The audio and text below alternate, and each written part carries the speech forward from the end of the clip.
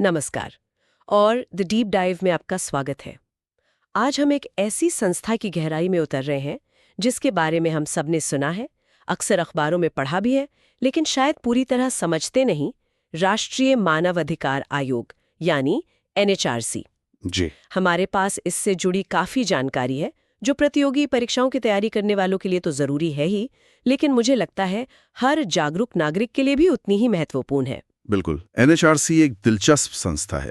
एक तरफ इसे मानवाधिकारों का सबसे बड़ा प्रहरी या वॉचडॉग कहा जाता है, तो दूसरी तरफ आलोचक इसे बिना दांतों वाला शेर भी कहते हैं। बिना दांतों वाला शेर। आज की हमारी चर्चा इसी विरोधाभास को समझने की कोशिश करेगी। हम सिर्फ तथ्यों को रटेंगे नहीं, बल्कि ये जानेंगे कि ये आयोग क्यों बना, कैसे काम करता है और असल में ये कितना शक्तिशाली है। तो चलिए कहानी की शुरुआत से शुरू करते हैं। इस आयोग का जन्म कब और किन परिस्थितियों में हुआ? देखिए, इसकी शुरुआत होती है 1990 के दशक में। भारत एक बड़े आर्थिक बदलाव से गुजर रहा था और वैश्विक स्तर पर मानवाधिकारों की चर्चा बहुत जोरों पे थी। अच्छा। इसी माहौल में भारत की संसद ने एक कानून पास किया, मानवाधिकार संरक्षण अधिनियम 1993। 1993 का अधिनियम। जी। और इसी कानून से 12 अक्टूबर 1993 को एनएचआरसी का जन्म हुआ। ये तारीख याद रखनी बहुत जरूरी है। 12 अक्टूबर 1993। तो इसका मतलब ये हुआ कि इसका जिक्र सीधे संविधान में नहीं है, बल्कि इसे संसद के एक कानून ने बनाया है। बिल्कुल सही पकड़ा आपने। प्रतियोगी परीक्षाओं में ये सांविधिक और संवैधानिक निकाय का अंतर अक्सर पूछा जाता है। इसे थोड़ा और साफ करेंगे? हाँ, ये बहुत ही महत्वपूर्ण बिंदु है। देखिए, संवैधानिक निकाय वो होते हैं जिनका जिक्र और जिनकी शक्तियां सीधे संविधान से मिलती हैं, जैसे चुनाव आयोग। हाँ, जैसे चुनाव आयोग या वित्त आयोग। लेकिन एनएचआरसी एक सांविधिक निकाय है, यानी स्टैट्यूटरी बॉडी। Statutory body. जी, क्योंकि इसकी स्थापना संसद के एक स्टैट्यूट मतलब एक कानून द्वारा हुई है। ये इसे कानूनी ताकत तो देता है, लेकिन संवैधानिक संस्था जितनी नहीं। ये एक बहुत बड़ा फर्क है। और क्या इसकी स्थापना सिर्फ भारत की अपनी सोच थी या हम कोई वैश्विक मानक अपना रहे थे? ये एक बहुत अच्छा सवाल है। भारत इस मामले में अकेला नहीं था। इसकी स्थापना पेरिस सिद्धांतों के अनुरूप की गई थी। पेरिस सिद्धांत? जी, ये 1991 में पेरिस में हुई एक बैठक में तय किए गए वैश्विक मानक हैं जो बताते हैं कि एक देश के राष्ट्रीय मानवाधिकार संस्थान को कैसा होना चाहिए। मतलब स्वतंत्र, निष्पक्ष और प्रभावी। तो एक तरह से एनएचआरसी भारत की वैश्विक मानवाधिकारों के प्रति प्रतिबद्धता का प्रतीक है। तो ये तो हुई इसकी बुनियाद की बात। अब उस सवाल पर आते हैं जो किसी भी संस्था के लिए सबसे जरूरी होता है। इसमें लोग कौन होते हैं? मैंने इसके बारे में एक दिलचस्प 1+5+7 का फॉर्मूला सुना है। हाँ, ये किसी रासायनिक समीकरण जैसा लगता है। इसका मतलब क्या है? हाँ, ये फॉर्मूला बस इसकी संरचना को याद रखने का एक आसान तरीका है, लेकिन ये सिर्फ एक गिनती नहीं है। ये इस आयोग की आत्मा है। अच्छा। इसमें एक अध्यक्ष होते हैं, एक अध्यक्ष, 5 पूर्णकालिक सदस्य और 7 पदेन सदस्य, कुल मिलाकर 13 सदस्य। 1, 5, 7, ठीक है, कुल 13। चलिए एक एक करके समझते हैं। अध्यक्ष कौन बन सकता है? सुना है इसमें हाल ही में एक बड़ा बदलाव हुआ है। जी, 2019 में एक महत्वपूर्ण संशोधन हुआ। पहले सिर्फ भारत के सेवानिवृत्त मुख्य न्यायाधीश मतलब रिटायर्ड सीजेआई ही इसके अध्यक्ष बन सकते थे। सिर्फ रिटायर्ड सीजेआई? जी, लेकिन अब सेवानिवृत्त सीजेआई के साथ साथ सुप्रीम कोर्ट के कोई भी सेवानिवृत्त न्यायाधीश इसके अध्यक्ष बन सकते हैं। ये बदलाव क्यों जरूरी था? क्या सही उम्मीदवार ढूंढने में मुश्किल हो रही थी? बिल्कुल, योग्य उम्मीदवारों का दायरा बढ़ाने के लिए ये बदलाव किया गया था। केवल रिटायर्ड सीजेआई तक सीमित रहने से विकल्प बहुत कम हो जाते थे। वैसे ये याद रखना दिलचस्प है कि इसके पहले अध्यक्ष न्यायमूर्ति रंगनाथ मिश्र थे। ठीक है, ये तो हुए अध्यक्ष। अब उन 5 पूर्णकालिक सदस्यों के बारे में बताइए। इन 5 सदस्यों में विविधता का खास ध्यान रखा गया है। एक सदस्य सुप्रीम कोर्ट का कोई वर्तमान या रिटायर्ड जज होता है और एक सदस्य किसी हाई कोर्ट का वर्तमान या रिटायर्ड मुख्य न्यायाधीश। इससे आयोग को एक उच्च स्तरीय कानूनी समझ मिलती है। और बाकी के 3 सदस्य? बाकी के 3 सदस्य ऐसे लोग होते हैं जिन्हें मानवाधिकारों के क्षेत्र में जमीनी स्तर पर काम करने का व्यावहारिक अनुभव या विशेष ज्ञान हो। मतलब एक्टिविस्ट या शिक्षाविद? जी बिल्कुल। और एक बहुत जरूरी शर्त यह है कि इन 3 में से कम एक सदस्य महिला होनी चाहिए। ये एक बहुत अच्छा कदम है। और आखिर में ये 7 पदेन सदस्य कौन है? पदेन का मतलब भी समझा दीजिए। पदेन या एक्स ऑफिशियो का सीधा सा मतलब है कि जो भी व्यक्ति एक खास पद पर बैठेगा वो अपने आप ही किसी दूसरी समिति या आयोग का सदस्य बन जाएगा। अच्छा। एनएचआरसी के मामले में 7 दूसरे राष्ट्रीय आयोगों के अध्यक्ष इसके पदेन सदस्य होते हैं। कौन कौन से आयोग हैं ये? इसमें शामिल हैं राष्ट्रीय अनुसूचित जाति आयोग, अनुसूचित जनजाति आयोग, पिछड़ा वर्ग आयोग, अल्पसंख्यक आयोग, महिला आयोग, बाल अधिकार संरक्षण आयोग और दिव्यांगजनों के लिए मुख्य आयोग। कमाल है। तो ये 1+5+7 का फॉर्मूला सिर्फ गिनती नहीं बल्कि आयोग का पूरा डीएनए है। जी। इसमें सुप्रीम कोर्ट की कानूनी समझ भी है, जमीनी कार्यकर्ताओं का अनुभव भी, और समाज के हर वर्ग, महिला, बच्चे, दलित, आदिवासी, अल्पसंख्यक, सबकी आवाज भी शामिल है। ये डिजाइन ही इसे कागजी संस्था से कहीं ज्यादा बनाने की कोशिश करता है। आपने बिल्कुल सही समझा। इसका मकसद ही यही है कि मानवाधिकारों को सिर्फ कानूनी नजरिए से नहीं बल्कि सामाजिक नजरिए से भी देखा जाए। जब इतने महत्वपूर्ण और विविध लोग एक जगह हों तो उनकी नियुक्ति की प्रक्रिया भी बहुत खास होगी। उन्हें कौन चुनता है? इनकी नियुक्ति भारत के राष्ट्रपति करते हैं, लेकिन वो अपनी मर्जी से किसी को नहीं चुन सकते। अच्छा। इसके लिए एक उच्च स्तरीय 6 सदस्यों वाली चयन समिति की सिफारिश अनिवार्य है। यही समिति आयोग की स्वतंत्रता की पहली गारंटी है। और इस समिति में कौन कौन लोग होते हैं? इस समिति के अध्यक्ष होते हैं प्रधानमंत्री। प्रधानमंत्री? जी।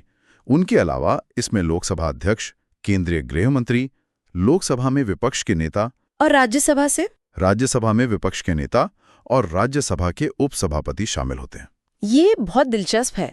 चयन समिति में राज्यसभा के उपसभापति तो है, लेकिन सभापति यानी उपराष्ट्रपति नहीं है।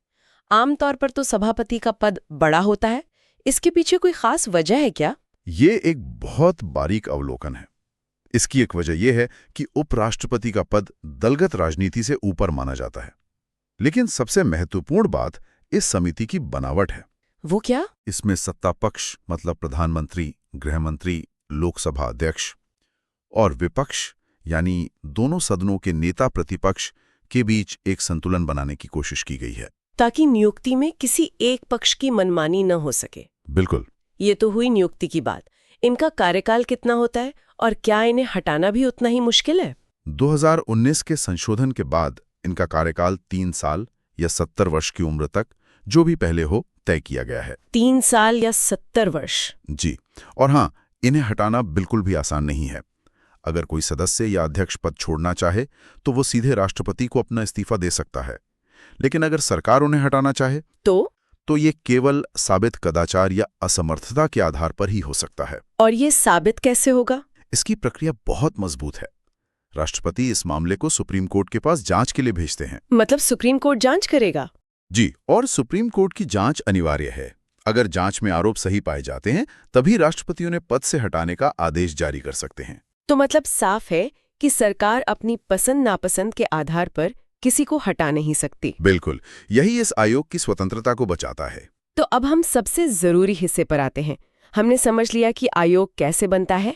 अब समझते हैं कि ये करता क्या है, इसकी शक्तियां क्या हैं और वो कौन सी सीमाएं हैं जिनकी वजह से इस पर बिना दांतों वाला शेर होने का आरोप लगता है। शक्तियों की बात करें तो कानून ने इसे एक सिविल कोर्ट की शक्तियां दी हैं। Civil court? जी। इसका मतलब है कि ये किसी भी व्यक्ति को पूछताछ के लिए समन भेज सकता है, किसी भी सरकारी दफ्तर से कोई भी दस्तावेज मंगवा सकता है और शपथ पर गवाही ले सकता है। और इसके मुख्य काम क्या है? इसका सबसे बड़ा काम है मानवाधिकार उल्लंघन के मामलों की जांच करना। ये जांच किसी की शिकायत पर भी हो सकती है या आयोग खुद किसी खबर को देखकर जांच शुरू कर सकता है, जिसे स्वतः संज्ञान या सुओ मोटो कहते हैं। बिल्कुल, सुओ मोटो। इसके अलावा ये जेलों और बंदी गृहों का दौरा करके वहां के हालात का जायजा लेता है, मानवाधिकार से जुड़े कानूनों की समीक्षा करता है और समाज में मानवाधिकारों के प्रति जागरूकता भी फैलाता है। तो इसके पास शक्तियां तो काफी हैं। फिर ये बिना दांतों वाला शेर वाली बात कहां से आती है? वो कौन सी दीवारें हैं जिनसे टकरा के रुक जाता है? यहीं पर इस आयोग की असल कहानी छिपी है। इसकी पहली और सबसे बड़ी सीमा ये है कि इसकी सिफारिशें सरकार के लिए केवल सलाहकारी होती हैं, बाध्यकारी नहीं। आप सलाहकारी मतलब आयोग महीनों जांच करके एक विस्तृत रिपोर्ट दे सकता है, लेकिन सरकार उस पर अमल करने के लिए कानूनी तौर पर मजबूर नहीं है। मतलब ये सिर्फ सिफारिश कर सकता है, सजा नहीं दे सकता। बिल्कुल, ये किसी दोषी अधिकारी को सजा नहीं दे सकता और ना ही पीड़ित को मुआवजा देने का सीधा आदेश दे सकता है। ये सरकार से केवल सिफारिश कर सकता है कि वो कार्रवाई करे। और दूसरी बड़ी सीमा है समय की। ये किसी ऐसी घटना की जांच नहीं कर सकता जिसे हुए 1 साल से ज्यादा हो गया हो। 1 साल? ये तो बहुत कम समय है। हाँ, और ये 1 साल की समय सीमा कई बार बहुत क्रूर साबित होती है। सोचिए, दूर दराज के गांव में किसी के साथ अन्याय हुआ, उसे तो शायद शहर आकर शिकायत दर्ज करने का तरीका समझने में ही महीनों लग जाते हैं। तब तक तो अक्सर खेल ही खत्म हो जाता है। जी। मैंने सुना है कि सशस्त्र बलों के मामले में भी इसके हाथ बंधे हुए हैं। जी, सशस्त्र बलों के सदस्यों द्वारा किए गए मानवाधिकार उल्लंघन के मामलों में इसकी शक्ति बहुत सीमित है। जी, ये सीधे जांच नहीं कर सकता। तो फिर क्या कर सकता है? केवल केंद्र सरकार से रिपोर्ट मांग सकता है और फिर उस रिपोर्ट के आधार पर अपनी सिफारिशें दे सकता है। इसके अलावा यह किसी निजी व्यक्ति या संस्था द्वारा किए गए मानवाधिकार हनन पर भी कार्रवाई नहीं कर सकता। अच्छा, मतलब सिर्फ सरकारी अधिकारियों के खिलाफ? जी, इसका जांच का दायरा केवल सरकारी अधिकारियों और कर्मचारियों तक ही सीमित है। तो ये तो वाकई बहुत बड़ी सीमाएं हैं। एक तरफ सिविल कोर्ट की शक्तियां हैं, दूसरी तरफ इसकी सिफारिशें मानने के लिए कोई बाध्य नहीं है। ये तो एक अजीब विरोधाभास है तो लेकिन क्या ये वाकई पूरी तरह शक्तिहीन है? क्या इसकी रिपोर्टों का कोई असर नहीं होता? नहीं, ऐसा कहना भी गलत होगा। भले ही इसकी सिफारिशें बाध्यकारी न हों, लेकिन एनएचआरसी की रिपोर्ट संसद में रखी जाती है, मीडिया में उस पर बहस होती है। इससे सरकार पर एक नैतिक और राजनीतिक दबाव बनता है। कई मामलों में आयोग की दखल के बाद ही पीड़ितों को न्याय और मुआवजा मिला है। तो ये बिना दांतों वाला शेर हो सकता है, लेकिन इसकी दहाड़ में वजन जरूर है। बिल्कुल, जिसे नजरअंदाज करना सरकार के लिए आसान नहीं होता। ये सब करने के बाद आयोग अपनी रिपोर्ट किसे सौंपता है? क्या ये सीधे राष्ट्रपति को रिपोर्ट करता है? नहीं, और ये भी एक आम गलतफहमी है जो परीक्षाओं में पूछी जाती है।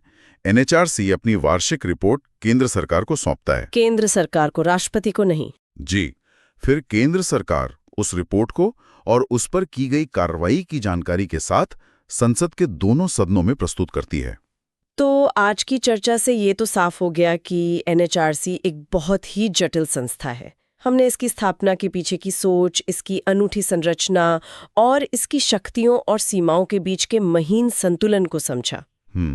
अगर हमें कुछ मुख्य बातें याद रखनी हो तो वो क्या होंगी, एक क्विक रिवीजन की तरह?